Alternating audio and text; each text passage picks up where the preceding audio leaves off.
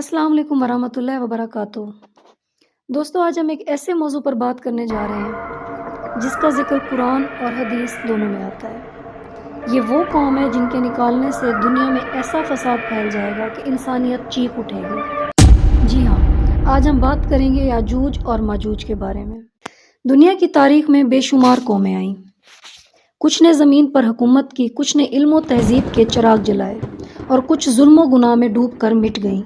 لیکن قرآن پاک میں ایک ایسی قوم کا ذکر آتا ہے جو آج بھی زمین کے کسی حصے میں قید ہے، جنہیں اللہ تعالیٰ نے خود روک رکھا ہے اور جن کا ظہور قیامت سے ذرا پہلے ہونا ہے۔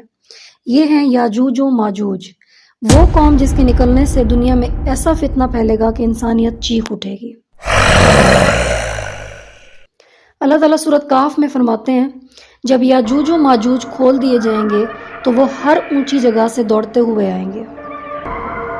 یہ آیت ایک عظیم حقیقت کو ظاہر کرتی ہے کہ یہ قوم آج قید ہے، لیکن ایک دن اللہ کے حکم سے ان کے لیے راستہ کھول دیا جائے گا۔ اس کا تاریخی اور تفسیری پس منظر کچھ یوں ہے۔ علماء کرام فرماتے ہیں کہ یاجوج و ماجوج حضرت نوح علیہ السلام کی نسل ہی سے ہیں، لیکن یہ وہ شاخ تھی جو زمین کے شمالی علاقوں کی طرف نکل گئی۔ یہ لوگ پہاڑوں، گھاٹیوں اور وادیوں میں بس گئے۔ ان کی جسامت عام انسانوں سے مختلف تھی، چوڑے چہرے، چھوٹی آنکھیں، چپٹے ناک اور انتہائی طاقتور جسم۔ بعض مفسرین کے مطابق ان کا تعلق منگول اور ترک علاقوں سے تھا۔ یہی وہ قومیں تھیں جنہوں نے بعد میں دنیا پر تباہی اور قتل و غارت کے طوفان چلائے۔ حضرت ذوالقرنین علیہ السلام اور یاجوج و ماجوج کی دیوار۔ وقت کا وہ دور جب دنیا کے مشرق و مغرب میں ظلم، لوٹ مار اور فساد عام تھا۔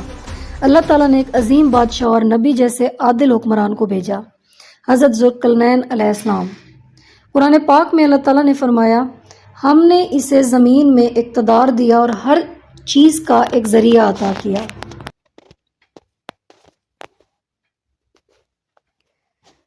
قرآن پاک میں اللہ تعالیٰ نے فرمایا، اور ہم نے اسے زمین میں اقتدار دیا اور ہر چیز کا ایک ذریعہ عطا کیا۔ حضرت ذوالقرنین علیہ السلام ایک ایسا حکمران تھے جنہیں اللہ نے علم، طاقت اور عدل تینوں عطا کیے تھے۔ وہ زمین کے کونے کونے تک گئے اور ہر جگہ انصاف قائم کیا۔ ایک دن وہ اپنی فوج کے ساتھ ایک دور دراز علاقے کی طرف نکلے جہاں دو بڑے پہاڑوں کے درمیان ایک قوم آباد تھی۔ یہ لوگ کمزور، خوفزدہ اور ہمیشہ ایک خطرے میں مبتلا رہتے تھے۔ انہوں نے حضرت ذوالقرنین علیہ السلام سے عرض کی، اے ذوالقرنین، ہمارے اور یاجوج و ماجوج کے درمیان ایک دیوار بنا دو، کیونکہ وہ لوگ ہمارے ملک میں آ کر تباہی مچاتے ہیں، قتل کرتے ہیں، لوٹتے ہیں اور کسی کو زندہ نہیں چھوڑتے۔ حضرت ذوالقرنین علیہ السلام نے فرمایا، جو طاقت اللہ نے مجھے دی ہے وہ کافی ہے، تم صرف میری مدد کرو، میں تمہارے درمیان ایک مضبوط دیوار بنا دوں گا۔ پھر انہوں نے لوہے کے بڑے بڑے ٹکڑے اکٹھے کروائے اور انہیں دو پہاڑوں کے درمیان رکھا، پھر آگ جلوا کر ان لوہوں کے ٹکڑوں کو تپا دیا۔ جب وہ سرخ آگ کی طرح دہکنے لگے تو انہوں نے فرمایا، مجھے پگھلا ہوا تانبا لاؤ تاکہ میں اس پر انڈیل دوں۔ یوں ایک عظیم دیوار تیار ہو گئی، اور ایسی دیوار جسے نہ چڑھ کر پار کیا جا سکتا تھا اور نہ ہی کھود کر۔ قرآن پاک میں اللہ تعالیٰ فرماتے ہیں، نہ وہ اس پر چڑھ سکے اور نہ اس میں سوراخ کر سکے۔ یہ دیوار اللہ کے وعدے تک قائم رہے گی، اور جب اس کا وعدہ آ جائے گا تو اللہ اسے ریزہ ریزہ کر دے گا۔ تب سے آج تک وہ دیوار قائم ہے، اور اس کے پیچھے یاجوج و ماجوج قید ہیں، دنیا سے الگ، انسانوں کی نگاہوں سے اوجھل۔ لیکن یاد رکھو، اللہ کا وعدہ سچا ہے، ایک وقت آئے گا جب یہ دیوار ٹوٹے گی اور زمین پر پھیل جائیں گے۔ یاجوج و ماجوج کے نکلنے کا وقت، یعنی یاجوج و ماجوج کا خروج اور قیامت سے قبل ان کا فتنہ۔ صدیوں سے وہ دیوار قائم ہے اور اس کے پیچھے قید ہے، ایک ایسی قوم جس کی طاقت، تعداد اور تباہی کا کوئی اندازہ نہیں۔ مگر وقت قریب آ چکا ہے، وہ لمحہ جب اللہ تعالیٰ کا وعدہ پورا ہوگا اور یاجوج و ماجوج کی دیوار ریزہ ریزہ ہو جائے گی۔ قرآن مجید میں ارشاد ہے، جب یاجوج و ماجوج کھول دیے جائیں گے تو وہ ہر اونچی جگہ سے دوڑتے ہوئے آئیں گے۔ یہ وہ وقت ہوگا جب حضرت عیسیٰ علیہ السلام زمین پر تشریف لا چکے ہوں گے اور دجال قتل کیا جا چکا ہوگا، لیکن دجال کے بعد انسانیت کو جو سب سے بڑا فتنہ درپیش ہوگا وہ ہوگا یاجوج و ماجوج کا خروج۔ رسول پاک صلی اللہ علیہ وسلم نے فرمایا یاجوج و ماجوج اتنی بڑی تعداد میں ہوں گے کہ جب وہ کسی جھیل سے گزریں گے تو اس کا سارا پانی پی جائیں گے۔ ان کی تعداد کروڑوں میں نہیں بلکہ اربوں میں ہوگی۔ وہ دنیا کے ہر حصے میں پھیل جائیں گے، درخت، جانور، انسان سب کو کھا جائیں گے۔ ان کے دلوں میں نہ رحم ہوگا نہ ایمان۔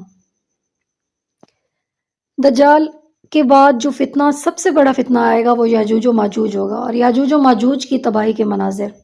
حضرت عیسیٰ علیہ السلام اور مسلمانوں کو اللہ تعالیٰ حکم دیں گے کہ وہ طور پہاڑ یعنی کوہ طور کی طرف پناہ لے جائیں، کیونکہ زمین یاجوج و ماجوج کے قبضے میں آ چکی ہوگی۔ وہ اتنی طاقتور قوم ہوگی کہ آسمان کی طرف تیر چلائیں گے اور اللہ تعالیٰ آزمائش کے طور پر ان کے تیروں کو خون آلود لوٹائے گا، جس سے وہ غرور میں کہیں گے ہم نے آسمان والوں کو بھی مار دیا۔ یہ ان کے تکبر اور گمراہی کی انتہا ہوگی۔ اس کے بعد وقت شروع ہوتا ہے اللہ تعالیٰ کی قدرت کا۔ پھر اللہ تعالیٰ ایک کیڑا بھیجے گا جو ان کی گردنوں میں داخل ہوگا، اور وہ ایک ہی رات میں مر جائیں گے۔ زمین پر ان کی لاشوں کی بدبو پھیل جائے گی، اور زمین کو بسانے کے لیے اللہ تعالیٰ پرندے بھیجے گا جو ان کے جسموں کو اٹھا کر سمندر میں پھینک دیں گے۔ پھر بارش ہوگی جو زمین کو پاک کر دے گی، اور امن و سکون دوبارہ لوٹ آئے گا۔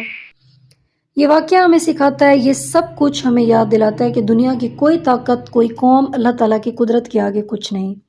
اللہ جب چاہے پہاڑوں کے پیچھے قید مخلوق کو نکال دے، اور جب چاہے ایک کیڑے کے زور سے پوری قوم کو ختم کر دے۔ یاجوج و ماجوج کا قصہ صرف ایک پراسرار داستان نہیں بلکہ ایک تنبیہ ہے کہ قیامت قریب ہے، اور انسانوں کو اپنے ایمان، کردار اور اعمال کی حفاظت کرنی ہوگی۔ یاد رکھو، اللہ تعالیٰ کی زمین پر اصل بادشاہت اسی کی ہے، اور آخری انجام بھی اسی کے حکم سے ہوگا۔ یاجوج و ماجوج کا فتنہ گزر جائے گا، مگر ایمان والوں کے لیے اللہ تعالیٰ کی رحمت ہمیشہ باقی رہے گی۔